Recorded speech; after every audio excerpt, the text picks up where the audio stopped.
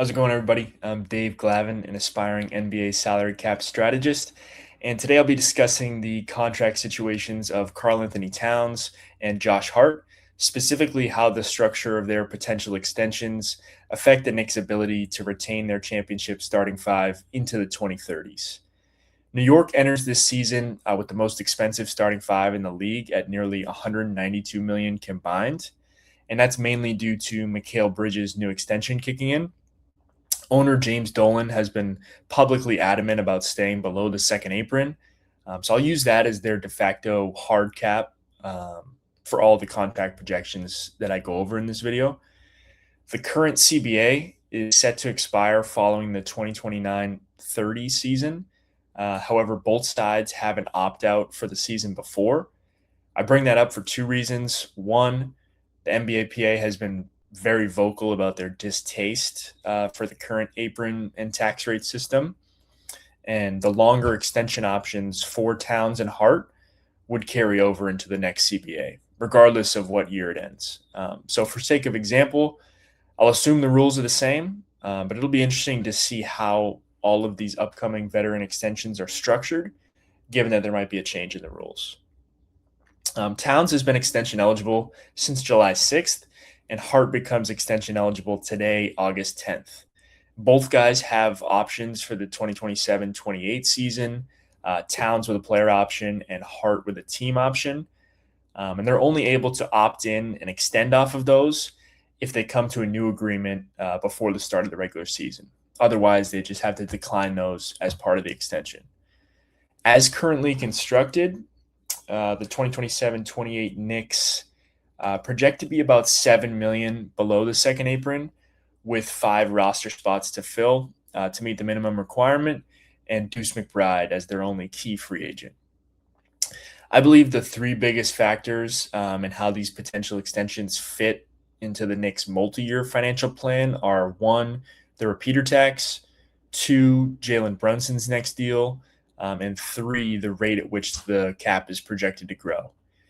It wasn't the second apron itself that deterred them from retaining Mitchell Robinson. It was the significant tax penalty that came along with it. For example, they're likely to fill their last roster spot with a vet minimum center, and that's going to put their total roster cost at about 266 million. Retaining Mitch at roughly the 15 million starting salary that he got in Boston would have actually cost them an additional 80 million, with an almost $345 million total roster cost. I don't necessarily agree with letting him walk because it's not just Mitchell Robinson that's costing that additional 80 million. It's the championship group as a whole of these high chemistry, similar age guys in their prime with him, the longest tenured member of the franchise, who certainly comes with his limitations, but complements their best players on both ends, that would have cost the additional $80 million. But they let him walk to their rival, and they're betting that Drummond at a much lower number can replicate some of the things that made Mitch so integral to their success. But regardless, they're set to become a repeater tax team in 2027-28, and the change in rates is significant. Spending up until the second apron, which they're projected to do this year for the third straight season, would result in almost a $45 million increase in tax payments as a repeater. As you can see here, 287 versus 332 when you spend up until the second apron. So it's significant, and I think that's the first key factor in these extensions. What is that upper spending limit going to be with the increased rates? Are they still going to be able to continue to use the second apron as their hard cap, or will the threshold that ownership gives them be less than that?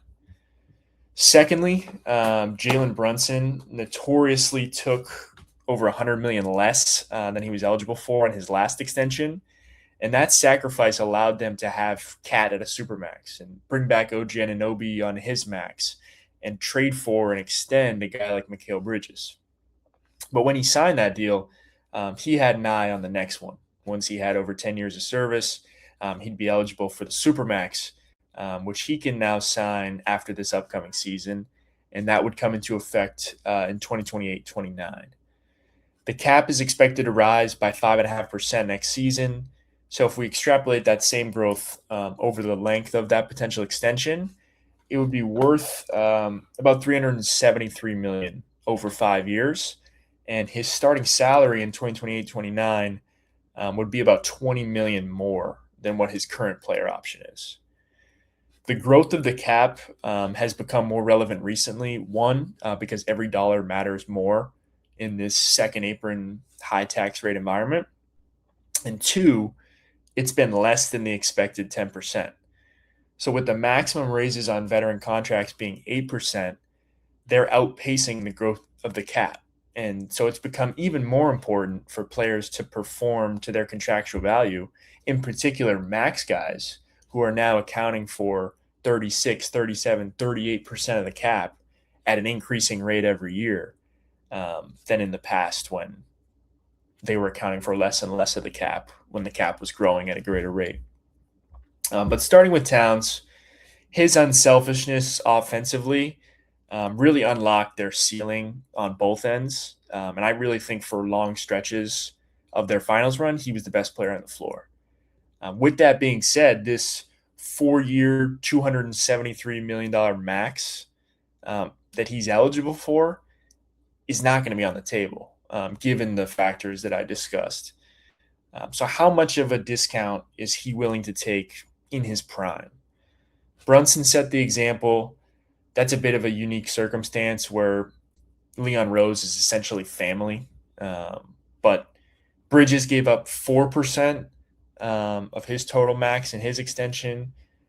So is there a happy medium somewhere in between? I think a 4-year, $250 million deal running through his age 35 season with about 9% less of a starting salary compared to his player option and about 9% less over the course of the deal than he would receive in his max. I think it could work out for both sides. New York could supplement this with a player option in the final year and some sort of trade bonus. There isn't a player in the league that's really comparable to Towns, especially this new version of him that we saw in the playoffs, which I think benefits him in negotiation. But I do think this number is a potential fit for both sides. Unlike Towns, Hart's role with the team has been consistent regardless of the design of the offense. Every championship team needs a glue guy that's willing to do all the dirty work. And Hart built on that identity by becoming a 41% three-point shooter this past season. I do think that variance could deter a deal from getting done in the offseason because he's likely going to have to follow suit and take a slight discount in order for this core to remain together. He's eligible for a 4-year, $131 million deal, which I don't even think he would command on the open market right now. Maybe with another year shooting above 40% from three. But I think based on the extensions that we've seen Andrew Wiggins and Dylan Brooks agree to recently, a 3-year, about $60 million deal could work for both sides. Hart would be taking about a 5% decrease in starting salary from his projected team option, but he would add an additional $40 million in guaranteed money.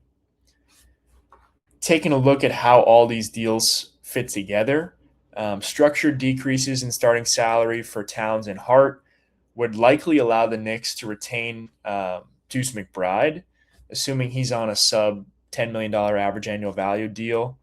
And they would also be declining the team option on Dadier and stay below the second apron in 2027-28.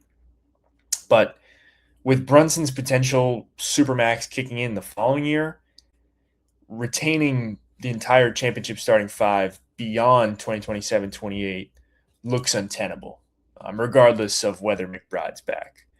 While OG Anunoby could opt out of his $48 million player option and re-sign at a lower number, it's not going to be enough space to build out the whole roster below the second apron. And it looks like if that stays as their de facto hard cap, It's going to come down to retaining Bridges versus Hart.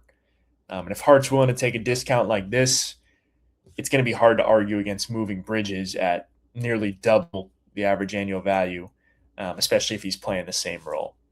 So I appreciate anybody who tuned in. I'm excited to see how the Knicks handle these extensions coming off a championship. We'll be back with another video soon. Thank you.